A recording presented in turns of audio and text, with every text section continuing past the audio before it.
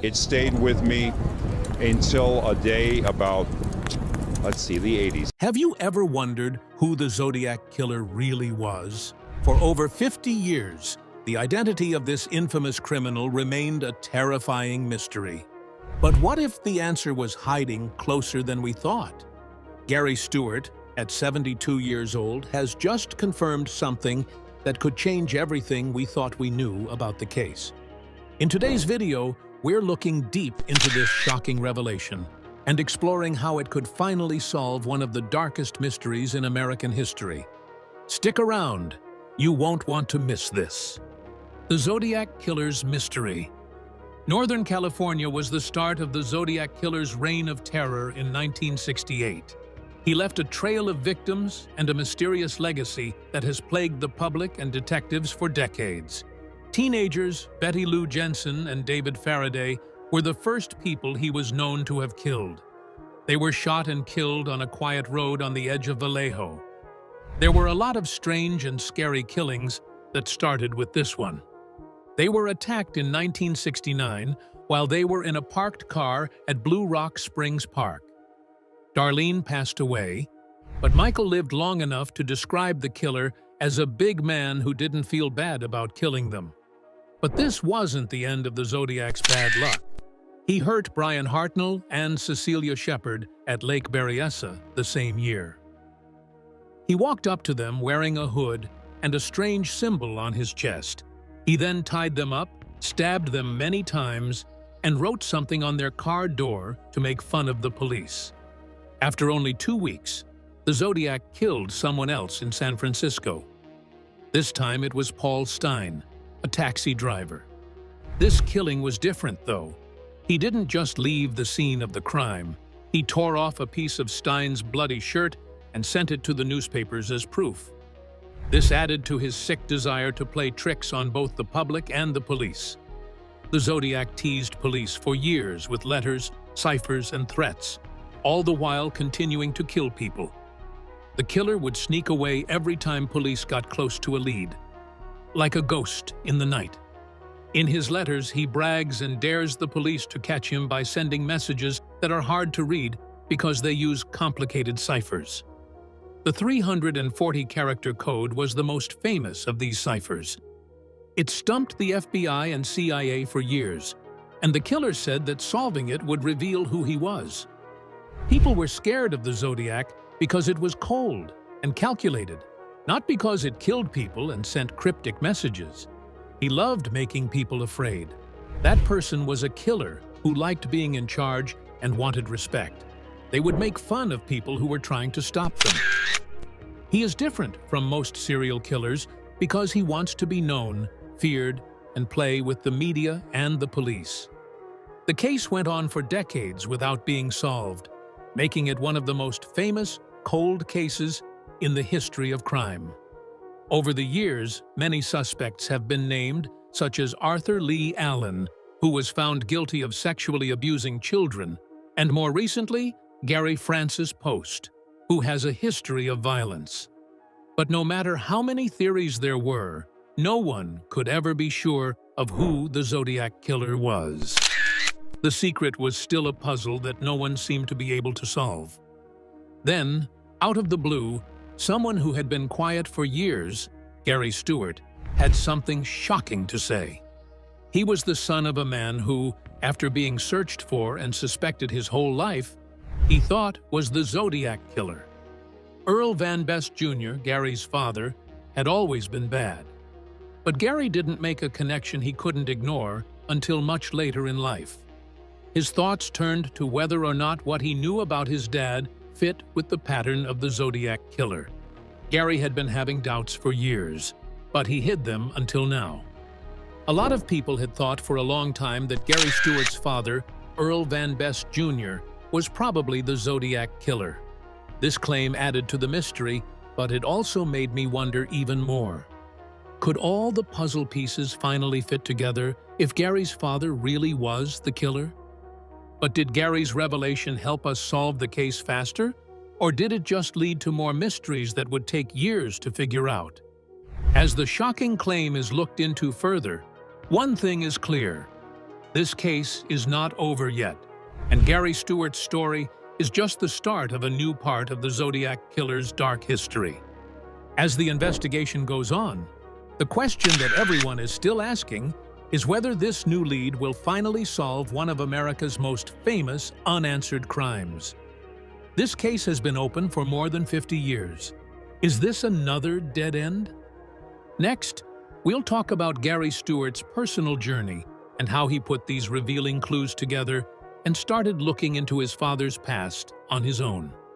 Stay tuned as we talk about how finding out who killed someone brings things closer to home than anyone could have thought. Gary Stewart's discovery and journey. Gary Stewart had a hard childhood. Gary's story is one of pain, abandonment, and finally, finding the truth. He was born to a man who would leave him when he was a baby. Earl Van Best Jr., Gary's dad, left his mom and baby when Gary was only 4 weeks old. Gary's childhood was marked by a string of foster homes and mental scars because he didn't have a father. Gary wanted to know more, though, because his father wasn't there. This made him want to know more as he got older. He wasn't just left alone. He had a huge hole in his life that he couldn't ignore. Who was his dad? What was going on with him? Was he really the person they said he was? During Gary's early years, these questions kept coming up. As Gary got bigger, the details of his dad's past were hard to find. Gary didn't find out something about his father that would change everything he thought he knew until a long time later, after he had started his own family. But he had to face the painful truth of his own past before he could fully understand how this finding would change his life. It all started with something that seemed harmless: watching TV one night. A true crime show caught Gary's attention when he saw something that stopped his heart. A sketch of the Zodiac Killer appeared on the screen. It was a scary picture of the killer who had terrorized Northern California in the 1960s. Gary felt a strange and disturbing sense of familiarity for the first time. He thought the sketch of the man looked a lot like a mugshot of his own father. It wasn't just a passing resemblance. It was really strange. The public had a clear picture of his father for decades, and his father's sharp features, posture, and the way he held himself all fit that picture. Gary had a thought that he couldn't get rid of at that moment. Could his father have been the Zodiac Killer? This realization set off a chain of bad things that would happen to Gary and lead him down a dark and hard road. He found out more about his father's past than he had ever imagined as he dug deeper. Gary hadn't thought that the man who had left him when he was young had a much darker past. Many crimes had been committed by Earl Van Best Jr., and he was violent and abusive, making anyone who came in touch with him scared. Gary saw that his father's violent actions were not one-time events. They were part of a pattern that looked a lot like the Zodiac Killer's actions. The truth became more creepy as Gary looked for it. His father's past, the Zodiac's crime spree, and the scary proof that seemed to point back to Earl Van Best Jr. all started to make sense to him. But this discovery took a huge toll on my emotions. Gary had always been curious about who his father was, but now the answers were taking him somewhere he didn't want to go. He had times of doubt, fear, and sadness as he looked for the truth. Or was he just making things up? Was he really finding out who the Zodiac Killer was? What would it mean for him, his family, and the people who had been hurt by the Zodiac if what he thought was true? Gary's trip was not easy at all. He had to face his past, including the horrible thought that his father might have been one of the most famous killers in American history and that he had left him. It wasn't just about finding the truth about a mystery. It was also about making peace with the worst part of his family's past. Gary couldn't stop looking into his father's past, even though it hurt him a lot. He had to understand the truth. He seemed to be getting deeper and deeper into a hole that he couldn't get out of with each new sign or finding. But at the same time, It helped him find the truth he was looking for. Earl Van Best Jr.'s life was full of strange coincidences that fit the Zodiac Killer's known traits too well. But Gary learned more and more that the person he was looking for wasn't some faraway person from the past. It was his father. Gary's research wasn't just about finding out who his father was. It was also about facing the worst parts of his own past. After all these years, could Gary finally accept that the man who had left him might also be the killer who had killed many people? Next, we'll talk about how Gary's confirmation made people feel. It must have been hard for him to accept the truth about his father. What will happen next in the investigation? Stay tuned as we talk about how Gary's discovery changed things and the questions that still need to be answered. Gary's confirmation at 72. Gary Stewart, who was 72 years old at the time, made a choice that could change the history of one of the most famous unsolved serial killer cases in American history. Gary finally proved what he had always thought. His father, Earl Van Best Jr., was the Zodiac Killer.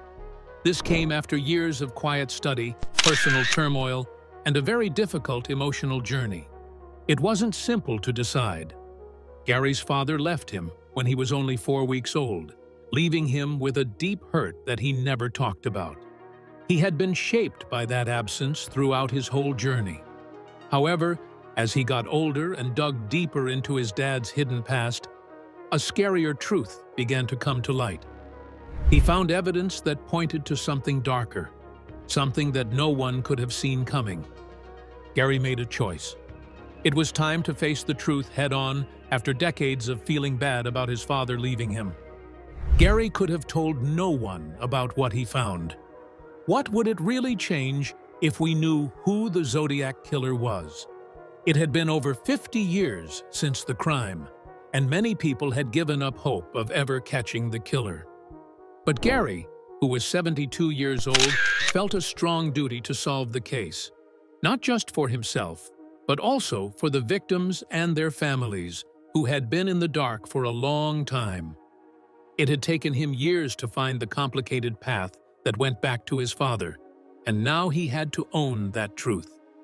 His choice wasn't just about solving the Zodiac case. It was also about healing a personal wound, realizing how bad his father was, and finally ending a part of his life that had been open for too long.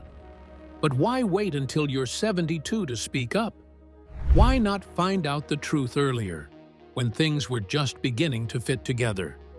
The answer lies in how much mental weight Gary was carrying. Gary had tried to stay away from his father's heritage for most of his life, so he never really got to know the man who had left him. Gary had a hard time accepting the idea that his father might have been the Zodiac Killer. He had to face painful memories and feelings he had pushed deep down and tried to forget because of the revelation. Gary took decades to come to terms with the truth because it was so horrible and terrible. There was also worry about what his confirmation might mean for his own family. How would they see him now? How would they see his father now? Not only would this fact hurt Gary, but it would hurt everyone who knew him. To stay out of sight and avoid the investigation was easy. No one would have to deal with the consequences. But as Gary got older, it became clear that the truth had to come out. It could not be kept secret any longer, since the Zodiac Killer's name was still known all over the world. It was with a heavy heart and mind that Gary finally chose to come forward and confirm what he had long thought. Sharing information wasn't enough. They had to tell the world a painful truth that could not be changed. Gary didn't make his choice on the spur of the moment. It was the result of years of study, thought, and realizing that the truth, no matter how painful, was needed to move on. Gary said in his confirmation speech, "I've spent my whole life looking for answers and trying to figure out who my father was. But I understand now. He was the star sign. I can't hide from that truth any longer." It wasn't just words. They made Gary finally accept a truth that had been bothering him for decades. It was easy to feel how heavy those words were, and the mental load was almost too much to bear. For Gary, this proof meant the end of a hard part of his life. It wasn't just the end, though. It was the start of something else. It made me feel both relieved and sad when he said that. It was a bittersweet realization that the dark secret of the Zodiac Killer might now be one step closer to being solved. The clues that led Gary to his conclusion. The Zodiac Killer's reign of terror was marked not only by brutal killings, but also by his fixation on talking to people. The Zodiac's need to be seen and make fun of people who were trying to catch him was clear in every message he sent, from silly ciphers to letters to the press and police. The killer's signature was made up of these letters and codes, which turned the case into a scary game of cat and mouse. The Zodiac has sent many letters over the years, each one full of strange symbols, threats, and jabs. The best known of these was a 340-character code that promised to reveal the Zodiac's name once it was cracked. Experts, the FBI, and codebreakers from all over the world worked on this secret for decades, but were unable to break it. But Gary Stewart thinks he has broken some of these codes himself. Gary says that after hours of careful study, he was able to find hidden patterns in the Zodiac's letters. These patterns led him to an amazing discovery: his father's name. Gary said that the Zodiac had hidden his father's name in the ciphers for years without anyone noticing. Gary says that the Zodiac not only told people who could decode the messages who he was, but also left a secret signature that could only make sense if you already knew who the killer was. Gary didn't just believe this theory out of the blue. He spent years researching it on his own, carefully reading the Zodiac's messages and matching them to what he knew about his father's life.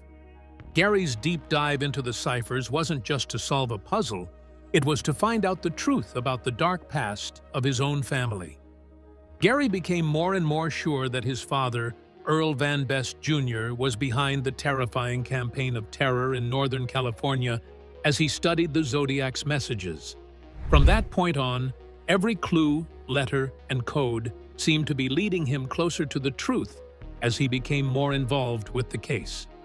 There were other signs besides the Zodiac's letters and ciphers that led to Gary's father.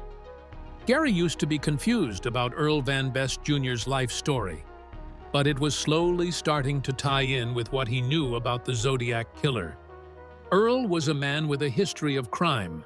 He had been jailed for several crimes, including statutory sexual assault. Because of how he treated people around him, it was clear that he had an angry side. When Gary heard that his father had a history of abusing people, it started to make sense with how the Zodiac behaved. He was cold, he could separate himself from other people's pain, and he needed power over his victims. Even Earl's physical traits seemed to match what the Zodiac said about him. The killer's sketches, which had been around for a while, looked a lot like pictures of Earl Van Best Jr. that Gary had seen. People had been afraid of him for years because of the composite sketches that showed him to have sharp, intense eyes, a strong jawline, and a certain attitude in his photos. For Gary, it was impossible to ignore how much these two people looked alike.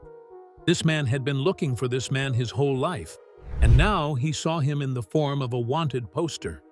But Earl's connection to the Zodiac wasn't just based on how he looked. There were more than just surface hints.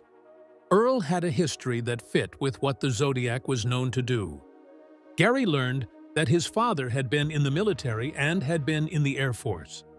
This was a very scary detail because the Zodiac's crimes were usually well thought out and required a strategic knowledge of the area. Some of the Zodiac's victims were killed in remote areas, which meant that the killings had to be very precise. Earl may have been able to carry out these attacks so quickly and effectively because he had been in the military before. Some of the Zodiac's attacks, like the stabbing at Lake Berryessa and the death of the taxi driver, showed signs of a military mindset, like his ability to carry out an attack quickly and his desire to leave no evidence behind. Gary's journey to learn more about his father's life was not easy. He spent a huge amount of time reading old police reports, articles, and talking to people who knew his father. He even got in touch with people who knew Earl Van Best Jr. from when he lived in different parts of California. It looked like more and more of the puzzle pieces fit together as Gary dug. Earl had a past of violence, was abusive, had served in the military, and looked a lot like the Zodiac sketches. These were all signs of a man who may have been hiding for years. Gary's investigation wasn't just about solving a historical mystery. It was also about something personal. He had to find answers to the questions that had been bothering him all his life. What kind of man had left him? Could that man have been the killer who scared people in California for years? Gary had to go through a lot of pain to come to a decision he couldn't change. His father was probably the Zodiac Killer. Next, we'll look more closely at what Gary's confirmation meant and how it might have changed the investigation. What does this mean for Gary, the people who were hurt, and the public? Stay tuned, because we're about to talk about how this shocking finding made us feel.